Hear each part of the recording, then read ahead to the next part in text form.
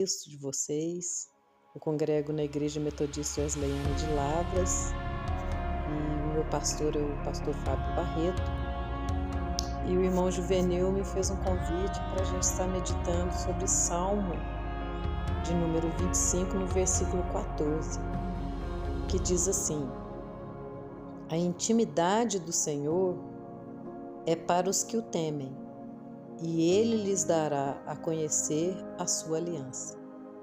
Irmãos, esse versículo ele é muito bonito e muito profundo, porque quando nós falamos sobre intimidade do Senhor, quer dizer, algumas Bíblias falam segredo.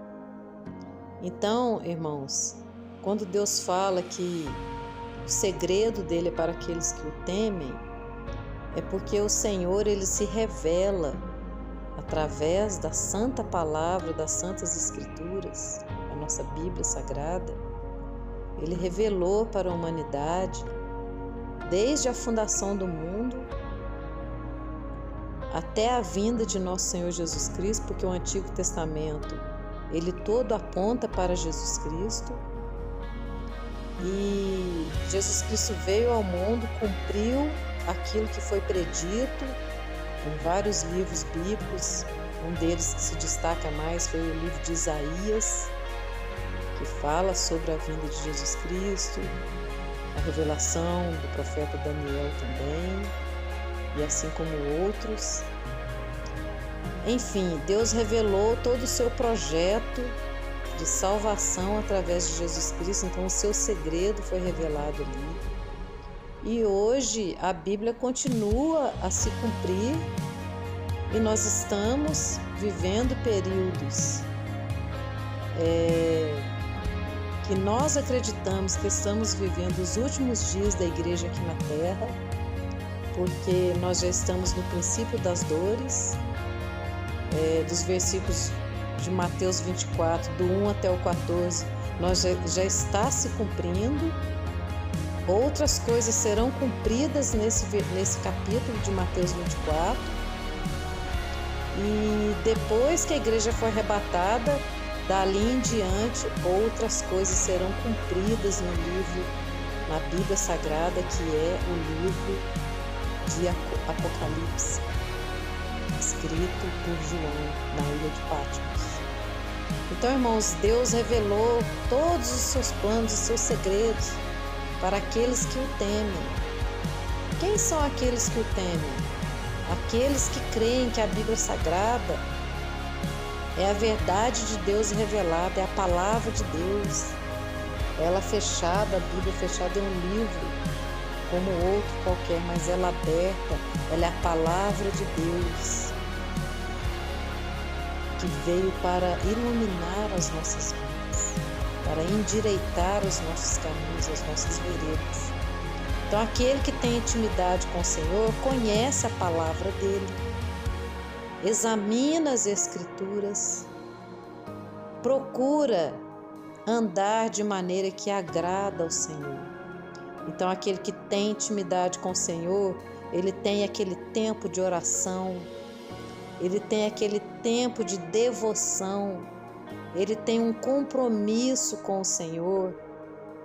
Você que pertence a alguma igreja, você tem aqueles compromissos dos dias oficiais de culto na sua igreja, você falta somente por motivos extraordinários, não é verdade? Porque você tem compromisso de ir à casa do Senhor para adorar o nome santo de Jesus Cristo, para adorar o Pai, o Filho e o Espírito Santo. E você tem esse compromisso com o Senhor. Então o Senhor, ele revela o seu segredo para aqueles que têm intimidade com Ele. A segunda parte, irmão, e é para os que o temem.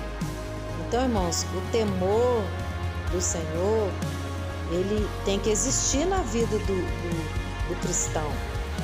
O cristão que não tem temor do Senhor, ele vive uma vida de pecado como se tivesse tudo normal.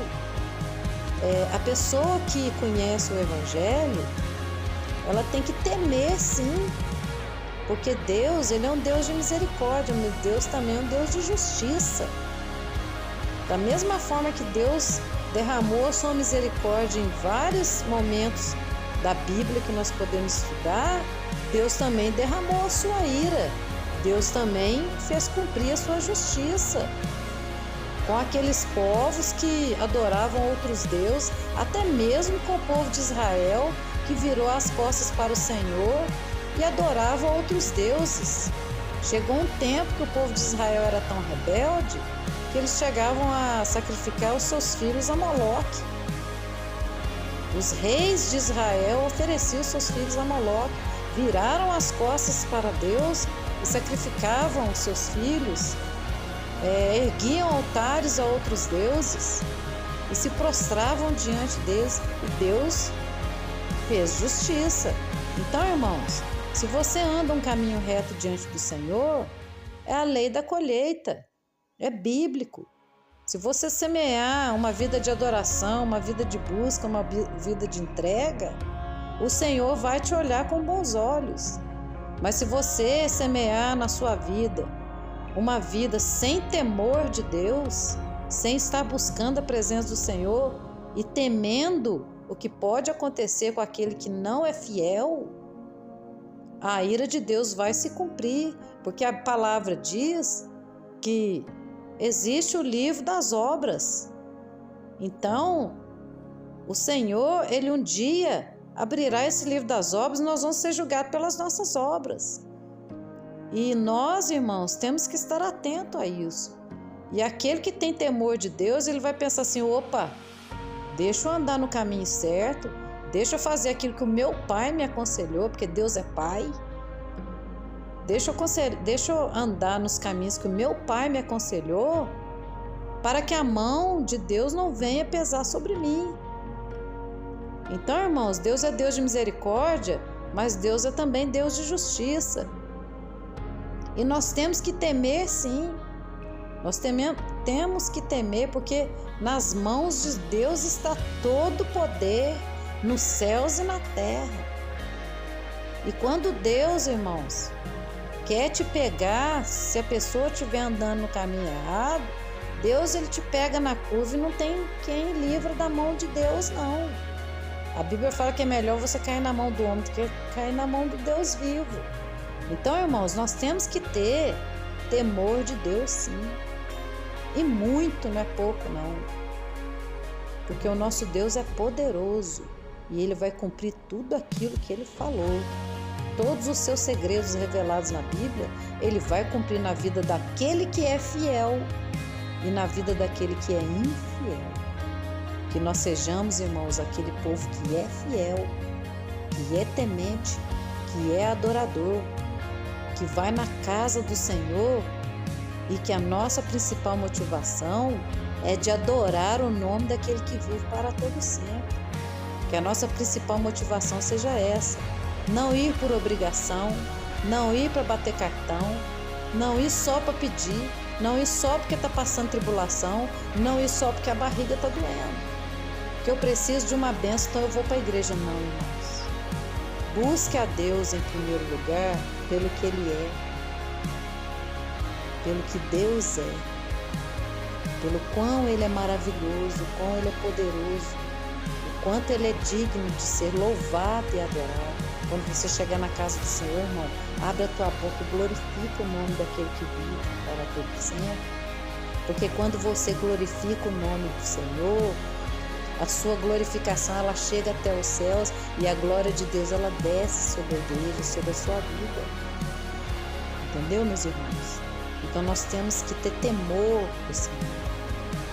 E a última parte que eu quero falar, que eu quero finalizar aqui, é sobre a aliança. Deus, Ele firmou uma aliança desde o princípio, desde o pecado de Adão. Deus firmou uma aliança que Ele enviaria o seu Filho para morrer na cruz do Calvário e nos dar o plano da redenção. E todo aquele que aceita Jesus como Senhor e Salvador da sua vida, ele tem acesso a essa aliança.